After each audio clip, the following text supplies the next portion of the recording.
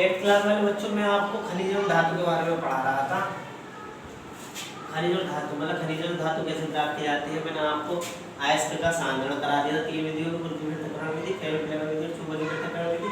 फिर सांद्रित जो हमारा अयस्क गाढ़ा हो गया था, सांद्रित अयस्क का हमने क्या कर दिया था, निष्कर्षण कर दिया था, उसमें निस्तापन आ गया था, भर्जन आ गया था, उसकी रिएक्शन भी समझाई थी मैंने कल आपको कल वाली वीडियो में।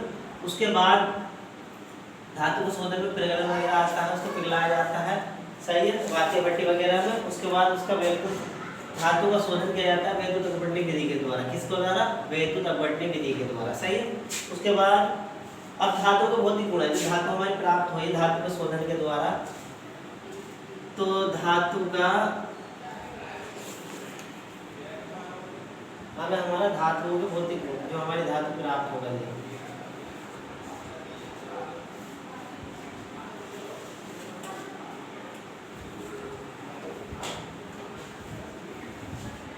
धातुओं के बारे में बात चल रही है, जो हमारी खनिजों से धातु प्राप्त हुई है। कैसे प्राप्त हुई है कि पहले अयस्क का सांद्रण करा। क्या करा? अयस्क का सांद्रण। फिर हमने जो हमारा अयस्क हो गया तो हमने उसको कह दिया सांद्रित, गाढ़ा हो गया अयस्क, सांद्रित अयस्क का निष्कर्षण। क्या कह दिया हमने इसको? निष्कर्षण। अयस्क का सांद्रण कितनी विधियों के द्वारा कराया था? 3 विधियों के द्वारा, कल भी बता चुका हूँ। आज मैं नाम लीजिए शुरू में चुंबकीय पृथक्करण विधि, चुंबकीय पृथक्करण विधि और फेरोक्लेवन विधि। सांद्रित अयस्क का निष्कर्षण जो कराया वो हो गया हमारा निस्तापन, जो वायु की उपस्थिति में था। फिर हो गया हमारा भर्जन। फिर इसके बाद धातु का शोधन। तो धातु का शोधन जो है वो वैद्युत अपघटनी विधि के द्वारा किया जाता है। वैद्युत अपघटनी विधि।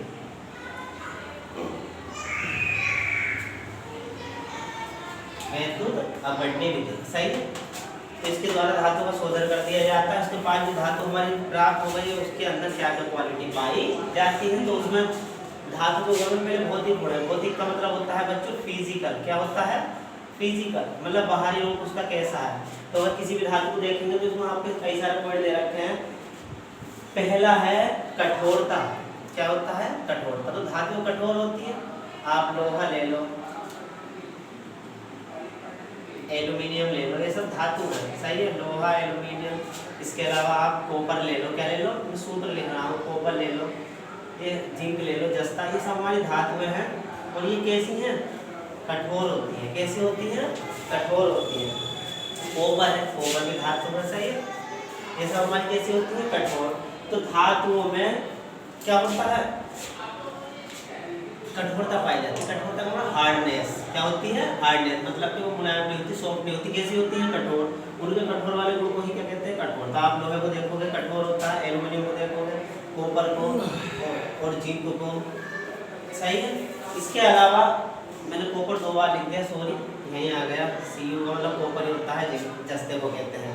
इसके अलावा तो कठोरता हो गई।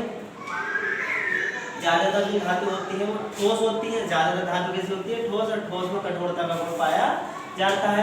दूसरी बात हो गई चमक, सही है। क्या हो गई? दूसरा पॉइंट है बच्चों चमक। पहला कठोरता था, हार्डनेस, सही है। फिर हमारी चमक। चमक का मतलब ब्राइटनेस से, चमक से, सही है। तो धातु है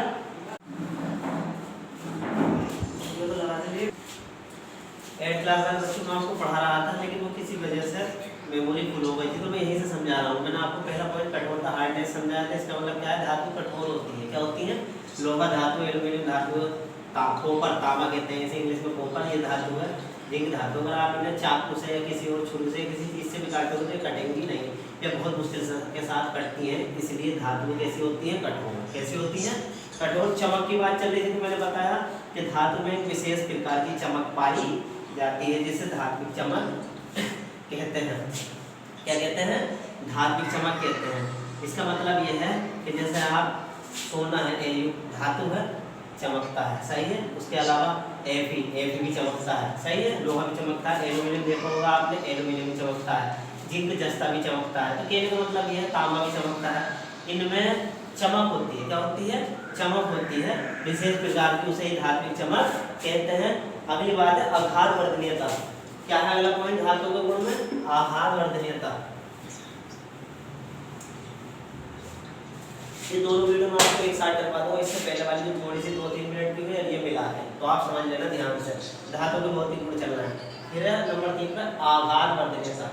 आघात वर्धनीयता इसका मतलब समझ लो पहले आप। आघात माना होता है किसी चीज को चोट मारना, आघात सही, चोट मारना, बढ़ने को मतलब बढ़ना, अर्थात धातु का अगर हम चोट मारते हैं तो वो बढ़ जाती है या उसका आकार या उनका आयतन बढ़ जाता है, वो जगह ज़्यादा खेलने लगते हैं, हथौड़े से पीटते हैं। जैसा आपने देखा होगा जो बर्तन वगैरह बेचते हैं वो अपने पास लकड़ी का हथौड़ा रखते हैं। अगर आप तांबे का कोई सामान लेके जाओ, पुरानी देसी या कुछ भी भगोना वगैरह, तो वो उस पर क्या करते हैं, नया तो दे देते हैं उसके बदले में, और उसको पुराने को हथौड़ा से पीट कर बिल्कुल एक साथ कर लेते हैं।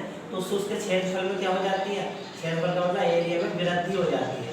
तो उसी बात का मतलब ये है कि धातुओं में आघात वर्धनीयता का गुण पाया जाता है, अर्थात हथौड़े से चोट मारने पर उनका आकार बढ़ जाता है, उनके इसी गुण को आघात वर्धनीयता कहते हैं। जैसे तांबा सही है, एल्यूमिनियम, ये ऐसे हैं जिनको हथौड़े से पीटेंगे तो ये आकार में फैल जाएंगे। ज़्यादातर धातु ऐसी होती हैं। फिर अगला पॉइंट है तन्यता। अगला पॉइंट है नंबर 4 आपका तन्यता, डक्टाइल सही है। तन्यता को इंग्लिश में डक्टाइल कहते हैं।